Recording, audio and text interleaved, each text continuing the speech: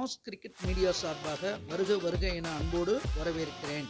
இந்த சேனல் தங்களுக்கு பிடித்திருந்தால் லைக் செய்யவும், ஷேர் செய்யவும், சப்ஸ்கிரைப் செய்து கொள்ளவும், பெல் பட்டனை கிளிக் செய்யவும்.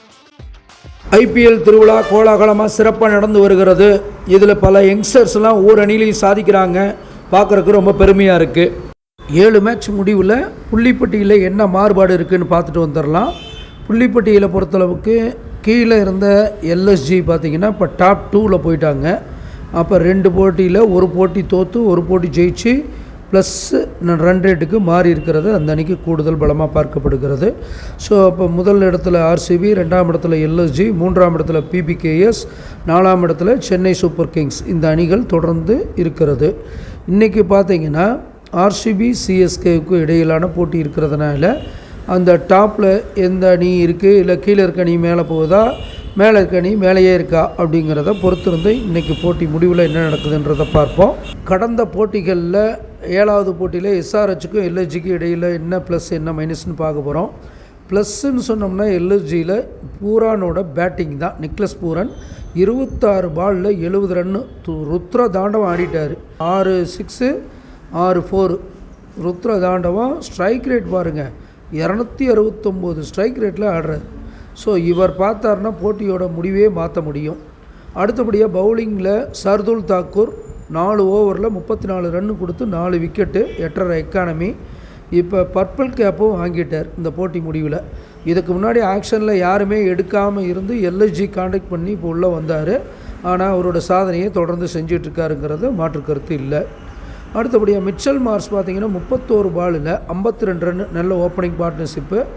7 4 அடித்தார், 2 6 அடித்தார். இவரோட ஸ்ட்ரைக் ரேட்டும் பாருங்கள் 168 ஸ்ட்ரைக் ரேட். ஸோ சிறப்பு. அடுத்தபடியாக எல்எஸ்ஜிக்கு ஒரு சூப்பர் ஃபினிஷர் கிடச்சிட்டாரு, அப்துல் சமாது. 8 பாலில் 22 ரன்னு, 2 4 2 6 ஸ்ட்ரைக் ரேட் பாருங்கள் 275 ஸ்ட்ரைக் ரேட்டில் ஆடுறாரு. ஸோ இந்த அணிக்கு ஒரு நல்ல ஃபினிஷிங் கிடைக்கிறாரு அப்படிங்கிறதும் ப்ளஸ்ஸு. அடுத்து கடந்த மேட்ச்சில் எதிரணியில் இருந்தாலும் அனிகித் வெர்மா இவர் பார்த்திங்கன்னா 13 பாலில் 36 ரன்கள் அடித்து தான் அந்த ஸ்கோரை 190 ஸ்கோரை எட்டினாங்க. 4 அடிக்கலை, 5 6 அடிச்சிருக்கார். ஸோ இது கூடுதல் ப்ளஸ். எதிரணியாக இருந்தாலும் இதுவும் ஒரு ப்ளஸ்ஸு. ஏன்னா இளம் வீரர்கள் ஜொலிக்கிறாங்கன்ற அடிப்படையில். மைனஸ் என்ன இருக்குது, அதாவது நேற்று தோற்ற எஸ்ஆர்ஹெச்சில் என்ன மைனஸ்ன்னா over confidence of SRH team. நம்ம எல்லாத்தையும் ஜெயிச்சிருவோம், 300க்கு மேலே அடிச்சிருவோம் அப்படிங்கிற ஓவர் கான்ஃபிடென்ஸ் தான் மைனஸ். சரி, இன்றைக்கி நாம் என்ன மேட்ச் பார்க்க இருக்கிறோம் அப்படின்னு பார்த்தீங்கன்னா 8வது மேட்ச்சு சிஎஸ்கேவுக்கும் ஆர்சிபிக்கும் இடையில் நடக்கக்கூடிய போட்டி. சிஎஸ்கே சொந்த மைதானத்தில் விளையாடுறதுனால அந்த அணிக்கு கூடுதல் பலமாக இருந்தாலும் இந்த வெர்ஷனில் ஆர்சிபி சூப்பராக தெரிகிறாங்க. பார்ப்போம். First segment நியானானா.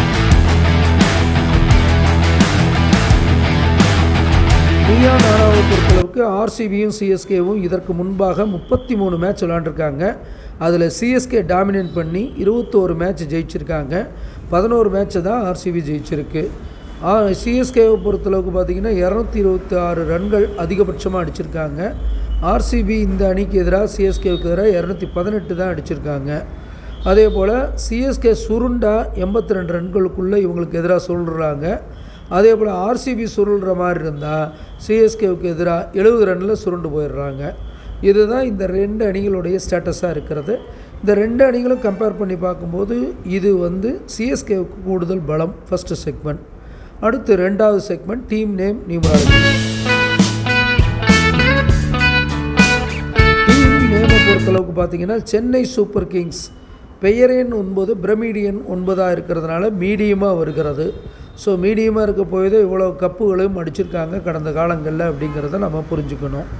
அதே போல் ராயல் சேலஞ்சர்ஸ் பெங்களூரு அப்படின்னு எப்போ மாற்றினாங்களோ அது கொஞ்சம் குட்டாக இருக்குது. இதுக்கு முன்னாடி பெங்களூருன்னு தான் இருந்தது, இப்போ தான் பெங்களூருன்னு மாற்றினாங்க. ஸோ அதுக்கு பின்னாடி தான் நல்ல வீறு கொண்டு போன தடவையெல்லாம் ப்ளே ஆஃப்ஸ் போனாங்க. அப்போ 4 பெயர் எண் பிரமிடியன் 2 குட்டாக வர்றதுனால இந்த அணிக்கு கொஞ்சம் சிறப்பாக இருக்குது. அப்போ டீம் நேமராலஜியில் ஆர்சிபி பெட்டர். அடுத்த செக்மெண்ட் கேப்டன் நேம்.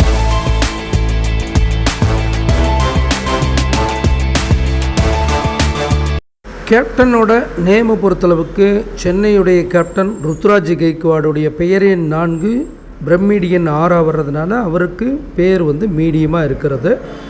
அதே போல் ஆர்சிபியுடைய கேப்டன் ரஜத் பட்டிதார் அவருடைய பெயர் எண் பார்த்திங்கன்னா 3, பிரமிடியன் 4 வர்றதுனால அவருக்கு மீடியமாக இருக்கிறது.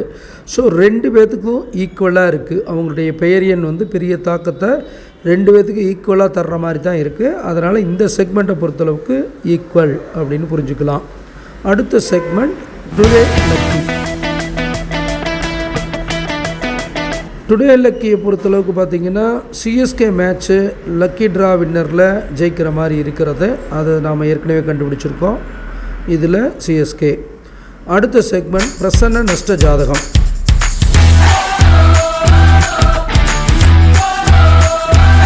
பிரசன்ன நஷ்ட ஜாதகத்தை பொறுத்தளவுக்கு சிஎஸ்கேவுடைய உதயாதிபதி கதிர் பார்த்திங்கன்னா உச்சமாக இருக்கிறது சிஎஸ்கேவுக்கு கூடுதல் பலம்.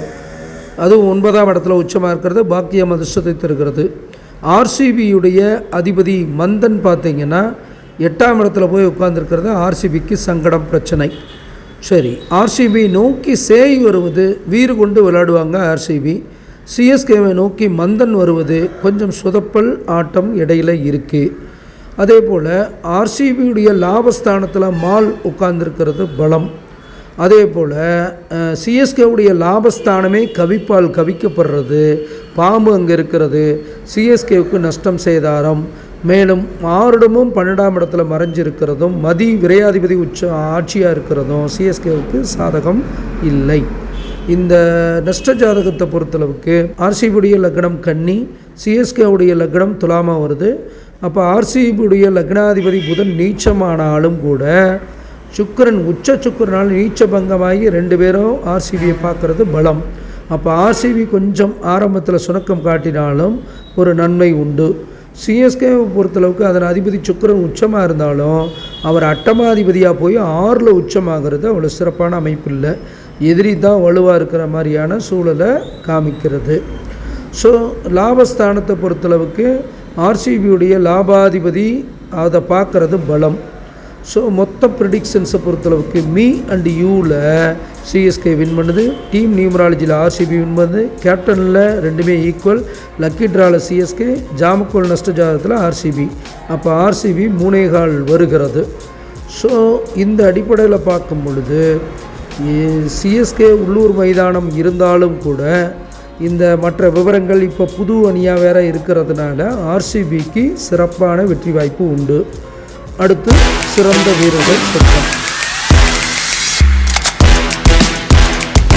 சிஎஸ்கேவை பொறுத்தளவுக்கு சிறந்த வீரர்கள் ருத்ராஜ் கெய்க்வாட், ரச்சின் ரவீந்திரா, தீபக் ஹூடா, சாம் கரன், நூர் அகமது, கலீல் அகமது இவங்கெல்லாம் பேட்டிங் பவுலிங் ஃபீல்டிங்கில் சிறப்பான பங்காற்றுவாங்க. அதே போல் ஆர்சிபி பொறுத்தளவுக்கு விராட் கோலி, பில் சால்ட்டு, ரஜத் பட்டிதார், குர்னால் பாண்டியா, சுயாஷ் சர்மா, ஜாஸ் ஹேசில்வுட் இவங்களும் சிறப்பாக செயல்படுறதுக்கான அமைப்புகள் இருக்கிறது அப்படிங்கிறத நம்ம சொல்லணும். ஸோ ஆக மொத்தத்தில் இந்த போட்டி பரபரப்பாக இருக்க போகிறது. நம்மளுடைய மீள் பார்வை என்ன இருக்குது அப்படிங்கிறதையும் நம்ம பார்த்துட்டு வந்துடுவோம். மீள் பார்வையில் இதுவரைக்கும் 7 போட்டிகள் முடிஞ்சிருக்கிறது. அப்போ கடந்த போட்டியோட 2 வெற்றி நாம் பெற்றிருக்கோம். அப்போ வெற்றி சதவீதம் 29% நிலைத்து கொண்டிருக்கிறது. இனி அடுத்தடுத்த போட்டிகளையும் நம்ம வெற்றி தோல்வியை பற்றி கவலைப்படாமல் நம்ம என்ன ஃபார்முலாஸ் எடுத்துக்கிட்டோமோ அந்த ஃபார்முலா படி தான் நான் போட போகிறேன். எனக்கே நல்லா தெரிஞ்சாலும் கூட இந்த டீம் தான் வின் பண்ணணும்னு என் கிரிக்கெட் நாலேஜ் சொன்னாலும் கூட நாங்கள் ஜோதிட ஆராய்ச்சிக்காகத்தான் பண்ணுறோங்கிறதையும் உங்கள் மத்தியில் வெளிப்படுத்திக்க கடமைப்பட்டு விடைபெறுகிறேன். நன்றி, வணக்கம்.